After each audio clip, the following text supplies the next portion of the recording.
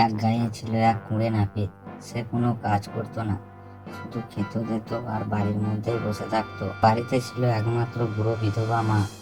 তার এই কুঁড়ের স্বভাব দেখে তার মা খুব দুশ্চিন্তায় ছিল, কারণ তারা ছিল খুব গরিব, সংসার চলে না।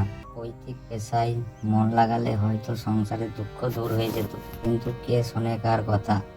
অনেক ভেবেচিন্তে মা ছেলের বিয়ে দেওয়ার জন্য চিন্তা করতে লাগলো। ছেলের যদি বিয়ে দেওয়া যায় তাহলে ছেলের হয়তো কিছুটা পরিবর্তন হতে পারে।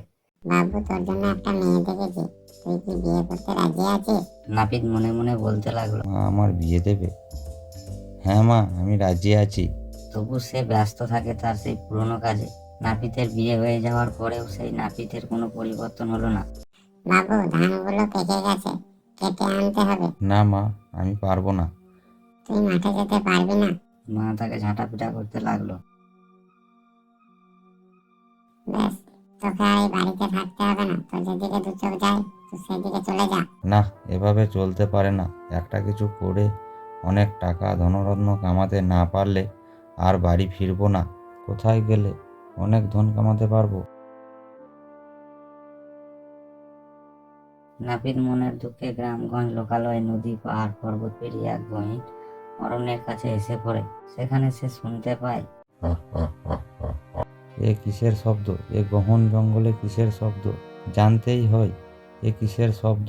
যদি দৈত্যের হয়, দৈত্যেরা কাউকে পেলে ঘাড় মটকে দিতে পারে। আমার তো হবার কিছু নেই, এমনিতেও না খেয়ে মৃত্যু, আর এমনিতেও দৈত্যের ঘাড় মটকানিতে মৃত্যু। পরেরটাই কষ্ট কম। ভিতরে যেতেই দেখতে পায় এক দৈত্য উদ্যম নাচ করছে। এ কি, দৈত্য এখানে নাচ করছে?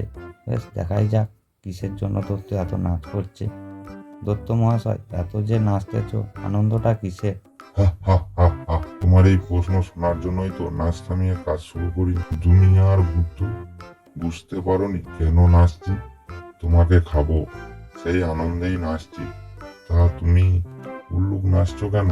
সে বড়ই এক মহৎ কারণ গো দত্ত মহাশয়। আমার কতদিনের স্বপ্ন আর পরিশ্রমের অবসান ঘটতে যাচ্ছে, নাচবো না? হেয়ালি রাখ, আমার পেটে যাওয়ার আগে তোর নাচের রহস্যভেদ কর। আমাদের রাজকুমার গুরুতর অসুস্থ। রাজবদ্যিরা নিদান নির্দেশ করেছেন 101টা দৈত্যের কলজের রক্ত জোগাড় করে আনতে পারলে তবেই রোগমুক্তির ঔষধ তৈরি করা যাবে।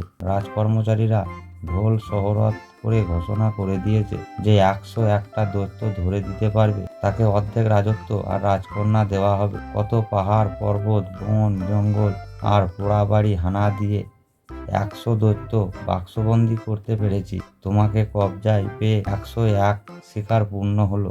তুমি এখন আমার পকেটে বন্দি। ভাই, এ যে আমারই মুখ, আমাকে মুক্ত করে দাও ভাই। তোমাদের রাজা তোমাকে অর্ধেক রাজত্ব আর রাজকন্যা দেবো বলেছে। আমি তোমাকে দেব 7 রাজার ধন, তা দিয়ে তুমি পেতে পারো 7 রাজকন্যা। তুমি এত ধন কোথায় পাবে? আর পেলেই বা আমি তা কেমন করে নিয়ে যাব? সে কোনো চিন্তার ব্যাপারই না। আমাদের অনেক শক্তি। তোমার পেছনের বট গাছের নিচেই আছে সব সম্পদ, আর তা তোমার বাড়ি পৌঁছে দেওয়ার দায়িত্ব আমার।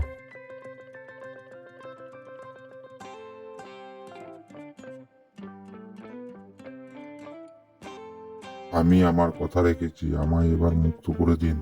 এই নাও, তোমায় মুক্ত করে দিয়েছি। এবার তুমি জঙ্গলে ফিরে যাও। বন্ধুরা, চ্যানেলটিকে সাবস্ক্রাইব করে দিও, পাশে থাকা বেল আইকনটিকে বাজিয়ে দিও।